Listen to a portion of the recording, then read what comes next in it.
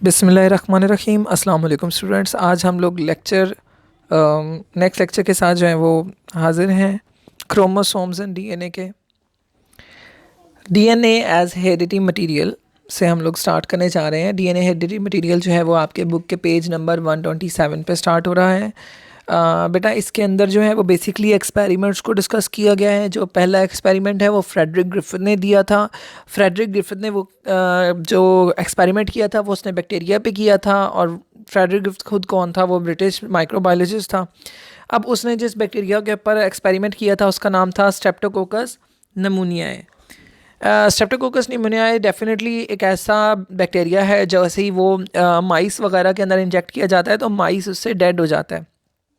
अब उसने उसी को जो स्ट्रेप्टोकोकस निमोनियाए को म्यूटेंट किया। अब फ्रेडरिक ग्रिफिथ ने क्या किया? स्ट्रेप्टोकोकस निमोनियाए या एस निमोनियाए का एक बैक्टीरिया एक माइस के अंदर इंजेक्ट किया और वो माइस उससे मर गया। उसने वही वाला बैक्टीरिया जो है ना, उसके बाद उसके वो तो चलो मर गया ना, उसी टाइप का एक और बैक्टीरिया लिया, स्ट्रेप्टोकोकस निमोनियाए लिया, उसको म्यूटेंट किया। म्यूटेंट करके उसके अंदर से वो सारे जीन निकाल दिए जो कि पॉलीसैकेराइड कोट बनाने के काम आते थे।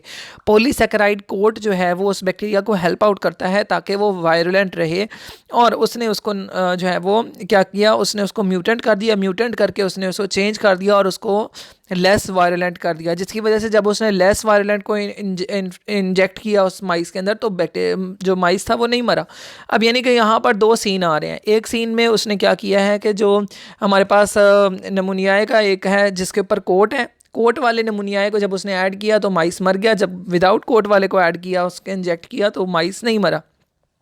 अब जिसमें जो कोट वाला है उसको उसने नाम दिया कि वो पैथोजेनिक है और वो एस टाइप है, ठीक है, और वो स्मूथ कॉलोनीज बनाता है, इसीलिए उसको उसने एस टाइप का नाम दिया और स्मूथ वाले का नाम दिया एस।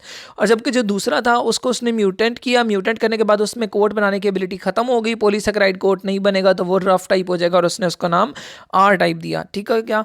अब उसने डिटरमाइन करना था बेसिकली कि डीएनए एक हेरिडिटी मटेरियल है, तो उसने अब क्या किया, उसने एक नई आइडिया उसको आया कि क्यों ना मैं एक ऐसे जो है ना कॉम्बिनेशन बनाऊँ और इंजेक्ट करूँ जो है ना माइस के अंदर। उसने इंजेक्ट किया, मिक्सचर बनाया। उसने जब एस टाइप को डेड करते हैं ना, एस टाइप जो स्मूथ टाइप था उसने डेड करके पहले माइस को इंजेक्ट किया, तो डेड वाले जो हमारे पास होंगे ना क्या कहते हैं स्ट्रेप्टोकोकस निमोनियाए या स्मूथ टाइप डेड फॉर्म में, तो वो क्या करेंगे, वो बीमारी कॉज नहीं करेंगे और चूहा बच जाएगा। लेकिन क्या किया उसने ना, स्मूथ टाइप डेड के साथ उसने जो थे ना उसके पास रफ टाइप, उसने वो ऐड कर दिए म्यूटेंट टाइप। तो उसने इन दोनों का मिक्सर जब इंजेक्ट किया उस माइस के अंदर, तो माइस जो है वो क्या हुआ, माइस को डिजीज़ कॉज हो गई और माइस मर गया। यहाँ से उसने ये कहा कि डेफिनेटली उनके अंदर कोई ना कोई जो है वो, इन दोनों स्ट्रेन्स के अंदर कोई ना कोई ट्रांसफॉर्मेशन हुई है, और ट्रांसफॉर्मेशन ये साबित करती है कि डीएनए हेरिडिटी मटेरियल है और वो एक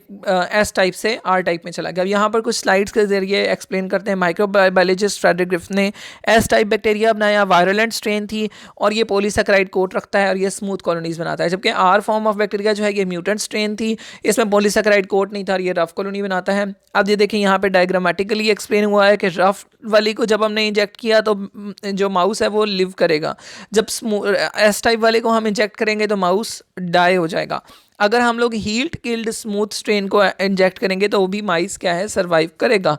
लेकिन जब हम रफ की स्ट्रेन और साथ में हीट किल्ड स्मूथ की स्ट्रेन ऐड करेंगे, मिक्स करके ऐड करेंगे, तो माइस डेड हो जाता है। तो ऐसा कैसे हो गया? क्योंकि दोनों ही हमने वो डाले थे जो कि नुकसानदेह नहीं थे। आप खुद देख सकते हैं कि ना ही तो रफ वाले से कुछ होता था और ना ही तो हीट किल्ड वाले से होता था, लेकिन जब हमने मिक्स किया तो वो मर गया।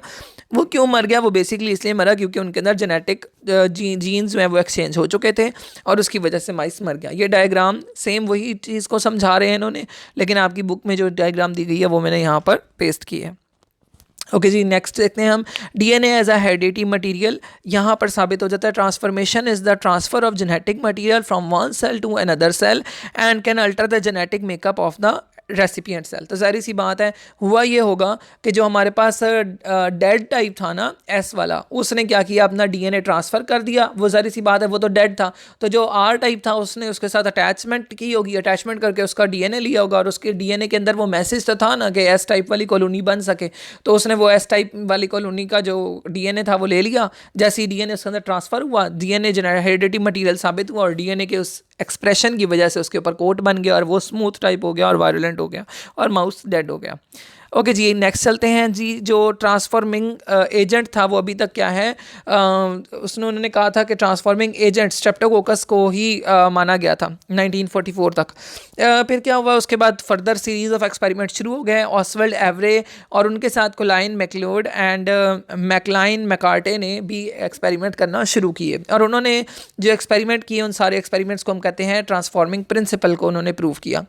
उन्होंने किया अब उन्होंने एस टाइप को प्रिपेयर किया। They prepare the mixture of dead S यानी कि smooth type streptococcus and living R streptococcus that Griffith had use. Then they remove much of the protein as they could from their preparation. उन्होंने उसमें से बहुत सारे protein निकाल दिए कि वो सारी प्रोटीन्स हम निकाल देते हैं अंदर से, जो कि क्या है कि उसके वो जो है वो वायलेंट बनाने के काम आते थे।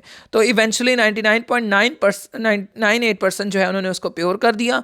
इतनी सारी चीज़ें रिमूव करने के बाद भी क्या है, ट्रांसफॉर्मिंग एक्टिविटी रिड्यूस ना हो सकी। ट्रांसफॉर्मेशन फिर भी हुई, और फिर भी वो जो बैक्टीरिया था जो कि रफ टाइप था वो स्मूथ टाइप बन गया। इसका मतलब ये है कि डेफिनेटली ट्रांसफॉर्मेशन होती है बैक्टीरिया के अंदर। और प्रोटीन जो डाइजेस्ट करता है एंजाइम, और RNA digesting enzyme did not affect the principle activity. आप उसमें प्रोटीन निकाल दो या हमारे आरएनए निकाल दो, लेकिन फिर भी क्या है, डीएनए जो है वो ट्रांसफ़र हो जाता है। लेकिन वो एंड पे बता रहे हैं कि डीएनए डाइजेस्टिंग एंजाइम जब उसके अंदर डाला जाता है ना, तो वो डीएनए को क्या कर सकता है, ट्रांसफॉर्मिंग एबिलिटी ख़त्म कर सकता है। ओके जी, नेक्स्ट चलते हैं। इसके बाद मज़ीद एक्सपेरिमेंट्स हुए जो कि एवरे ने किए थे 1952 में। अब ये एक नया दूसरा एक्सपेरिमेंट, पहले वाला एक्सपेरिमेंट अब आपको समझ आ गया होगा कि उसके अंदर माउस के ऊपर ही अप्लाई किया गया था, स्ट्रेप्टोकोकस नमूनिया का इस्तेमाल किया गया था। दूसरे वाले ट्रांसफॉर्मेशन के प्रिंसिपल को या दूसरे वाले एक्सपेरिमेंट को अब हम स्टडी करने जा रहे हैं। ये 1952 में हुआ था। ये एवरे ने किया था, एल्फ्रेड हार्शियन, मार्था चेज की दोनों की तरफ से था। ठीक है, अब ये एवरे की कंक्लूजन की बेस पे था। अब उन्होंने किया क्या, उन्होंने किया जी, बैक्टीरियोफेज आप लोग पढ़ चुके हैं फर्स्ट ईयर में कि बैक्टीरियोफेज जो है उसकी T2 टाइप सबसे ज़्यादा स्टडी की जाती है। और बैक्टीरियोफेज ऐसा वायरस का नाम है जो कि बैक्टीरिया को इन्फेक्ट करता है। ठीक है, वो खुद को कोट बाय रखता है और डीएनए जो है वो बैक्टीरिया के अंदर इंजेक्ट कर देता है। In the same experiment they label the viruses with the radio active isotopes phosphorus 32। अब उन्होंने क्या किया कि कुछ वायरस को रेडियो एक्टिवली आइसोटॉप कर दिया जिसमें फॉस्फोरस 32 यानी कि उसके डीएनए के अंदर फॉस्फोरस 32 डाल दिया उन्होंने। Incorporated newly synthesized DNA of the growing phage. और दूसरे एक्सपेरिमेंट में उन्होंने ये किया कि उन्होंने ग्रो किया कुछ वायरसेस को जिसके अंदर उन्होंने सल्फ़र को चेंज किया। सल्फ़र आपको पता है ज़्यादातर प्रोटीन्स में होता है, और वो उन्होंने सल्फ़र 35 वाला आइसोटॉप डाल दिया कि इसके अंदर इनकॉर्पोरेट कर दिया amino acid synthesise the protein code, ताकि उसकी जो प्रोटीन कोड है उसके अंदर वो सल्फ़र चला जाए। अब उनके पास दो तरह के वायरस हैं। एक वायरस वो है जिसके अंदर सल्फ़र 35 है, और एक उनके पास ऐसा वायरस है जिसके अंदर फॉस्फोरस 32 है। उन्होंने दोनों तरह के वायरसेस को अलाउ किया कि वो बैक्टीरिया को इन्फेक्ट करें।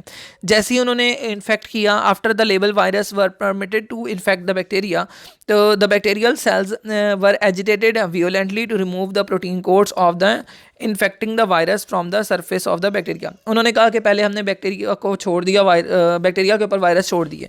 जैसे ही वायरस ने अपना डीएनए इंजेक्ट कर लिया, उसके बाद हमने सारे वायरस ऊपर से रिमूव कर दिए। वायरसेस को हटाने के बाद जो है ना, ज़ाहिर सी बात है अब वो चेक करेंगे कि उसके अंदर फॉस्फोरस 32 है या सल्फ़र 32 है। तो जिसके ऊपर से जब उन्होंने वायरस उतार दिए ना, तो जो सल्फ़र 35 था वो नहीं मिला, लेकिन जो फॉस्फोरस 32 वाला था वो उन्हें मिला। अब ऐसा क्यों हुआ? ऐसा इसलिए हुआ क्योंकि जो हमारे पास सल्फ़र होता है ना, वो प्रोटीन में होता है, और प्रोटीन कभी भी जेनेटिकली ट्रांसफर नहीं होता, आगे नहीं जाता। ठीक हो गया, जबकि हमें पता है कि डीएनए ही ट्रांसमिटिंग एबिलिटी रखता है, और वायरस का डीएनए ही था जो कि क्या है, बैक्टीरिया के डीएनए में जा रहा था। तो वो जो वायरस का डीएनए था जिसके ऊपर फॉस्फोरस 32 वाला आइसोटॉप था, उसने क्या किया, बैक्टीरिया को इन्फेक्ट किया और उसके अंदर फॉस्फोरस 32 को पहुंचा दिया। फिर बैक्टीरिया जितनी मर्जी बार डिवाइड करता गया, उस सब के अंदर फॉस्फोरस 32 मौजूद था।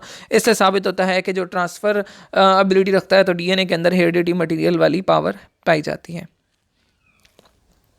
ओके, डीएनए हेरिडिटी मटेरियल में जो है ना लास्ट पे जो है हमारे पास बात आती है वो ये है कि डीएनए ही वो मटेरियल है जो कि क्या है ट्रांसफ़र कर सकता है जेनेटिक मटेरियल को from one cell to next cell.